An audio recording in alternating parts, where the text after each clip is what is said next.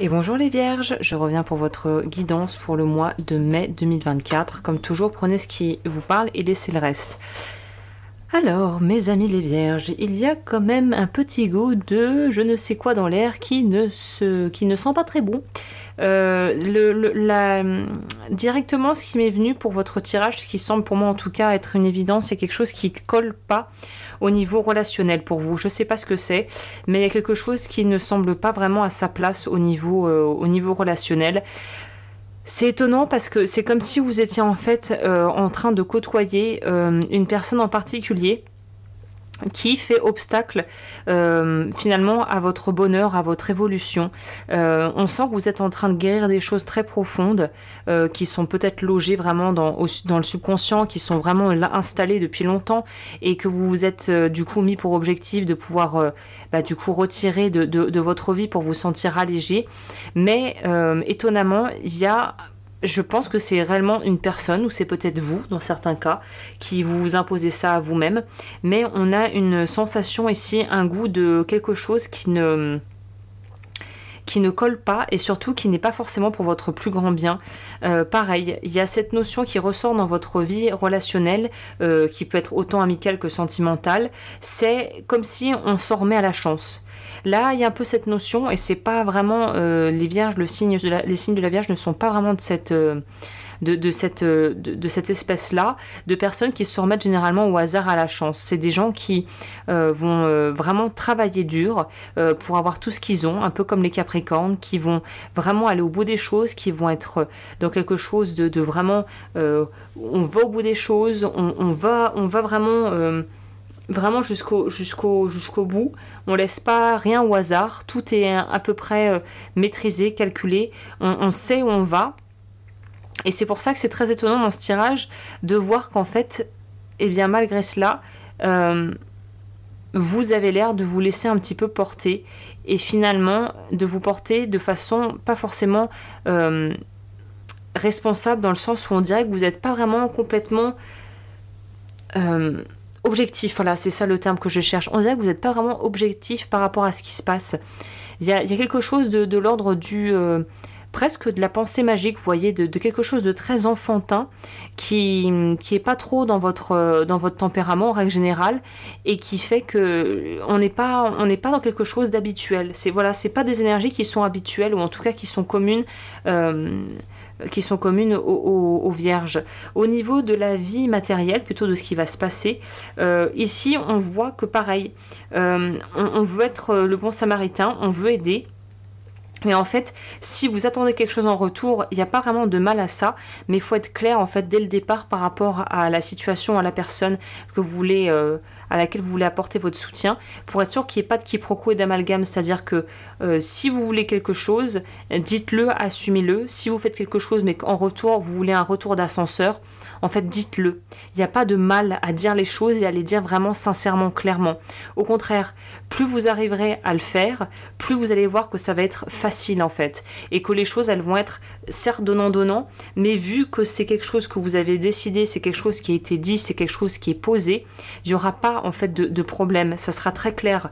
Donc là en gros c'est assumer vos besoins, assumer vos envies, n'en ayez absolument pas honte, ne vous laissez pas en fait avoir par un faux sentiment finalement de redevabilité aussi. Par exemple, si vous avez beaucoup envie du service et que là vous n'avez pas envie de rendre service ce jour-là, ce moment-là ou dans cette situation-là, vous n'avez pas à vous justifier. Si la personne vous fait culpabiliser parce que justement là vous n'avez pas voulu aider ou vous n'avez pas pu ou je ne sais quoi ou que quelque chose ne s'est pas passé comme prévu et que vous avez dû arranger, être moins arrangeant qu'habituellement, en fait si la personne elle vous fait un scandale pour ça, j'ai envie de vous dire, est-ce que c'est quelqu'un finalement qui partage vos valeurs et qui est dans la réelle gratitude et le remerciement et l'appréciation de qui vous êtes et de tous les services que vous avez rendus à cette personne. On est dans quelque chose de cet ordre ici où en fait, à vouloir bien faire, c'est terrible, hein. Mais en fait, c'est vraiment, pour vous, c'est trop bon, trop con. Je pense vraiment que ça pourrait résumer un petit peu le conseil en fait global déjà de la guidance, c'est trop bon, trop con. À vouloir vraiment, en fait, trop vouloir bien faire, vous allez vous retrouver finalement plus désavantagé qu'autre chose. Ça va plus vous porter préjudice qu'autre chose. C'est ça qu'on me dit par rapport déjà à votre vie, plus on va dire émotionnelle et relationnelle. Vous n'avez pas besoin de faire des choses pour les autres, pour être quelqu'un qui a des valeurs et qui est une bonne personne en fait. C'est si vous avez envie de les faire, faites-les. Si vous n'avez pas envie de les faire, ne les faites pas. Mais surtout, ne pas se forcer parce qu'après on se retrouve imbriqué dans des choses où on n'aurait pas, en fait, on n'a pas envie d'être ou qui ne sont pas bonnes pour nous. Donc là, attention à cette peut-être tendance à vouloir aider.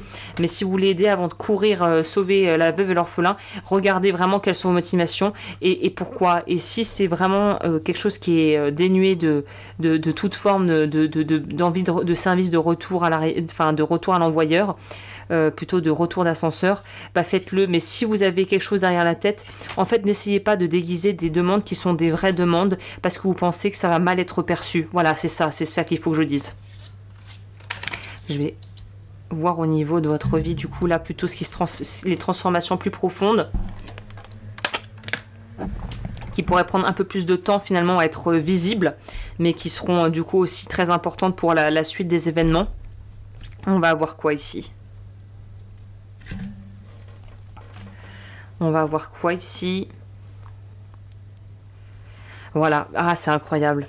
C'est tout votre tirage va dans le même sens. Il faut faire attention avant de vous engager. Si c'est pour des gains personnels, il faut le dire. Vous savez à quoi ça me fait penser? Alors c'est vrai que les gens qui sont pas trop sur YouTube et qui ont peut-être voilà un âge un petit peu plus avancé, qui sont pas trop youtubeurs, blogueuses, vlogueuses, tout ça, si ça vous parle pas trop, ça, je pense que ça va pas forcément être percutant mon exemple, mais je pense que la majorité d'entre vous ont dû entendre parler de ces scandales.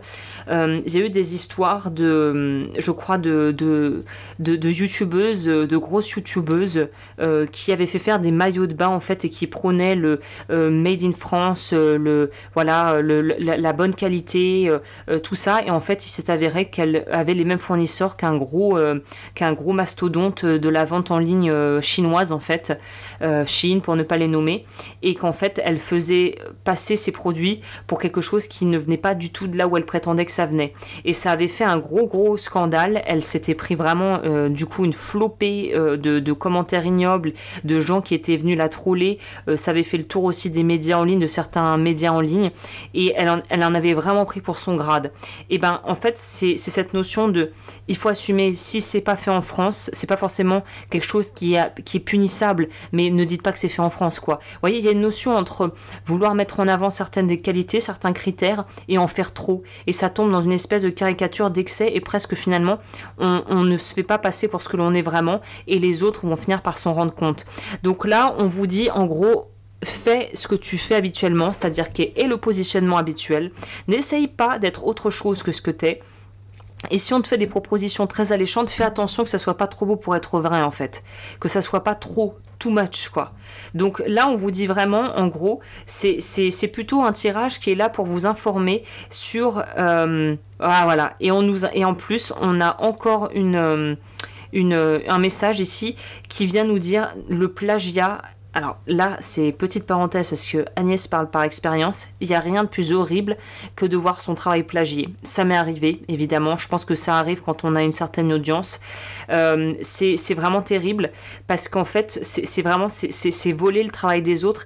Et je pense sincèrement que ça peut avoir des répercussions sur votre crédibilité plus tard.